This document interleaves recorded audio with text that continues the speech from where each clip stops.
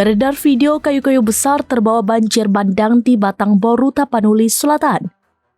Bahkan dalam rekaman tersebut terlihat para pekerja di kawasan PLTA Simarboru berlarian menghindari banjir bandang yang membawa gelondongan kayu. Lantas inilah asal-usul kayu berukuran besar tersebut. Dikutip dari Tribun Medan, kayu-kayu itu diduga berasal dari aktivitas penebangan hutan di hulu sungai. Hal itu disampaikan Silalahi yang merupakan warga hutan Godang. Ia mengatakan ratusan kayu tersebut seperti bekas atau sudah dijamah manusia. Pasalnya, kulit kayu tersebut sudah tidak ada lagi dan warnanya memutih kekuningan.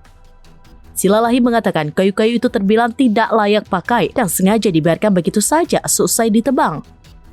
Ia meragukan kayu tersebut terbawa arus banjir bandang akibat rubuh karena longsor. Dari informasi yang dihimpun Tribun Medan, ada sebuah perusahaan yang baru saja membuka lahan. Lokasinya di Sibabangun, Tapteng, dan dekat sebuah PT yang bergerak di bidang kelapa sawit. Sementara dari video yang beredar terlihat para pegawai di kawasan PLTA Simarboru berlarian. Hal itu dilakukan lantaran banjir bandang membawa kayu gelondongan. Di video lain terlihat warga sekitar juga merekam kayu-kayu berukuran besar itu terbawa arus banjir.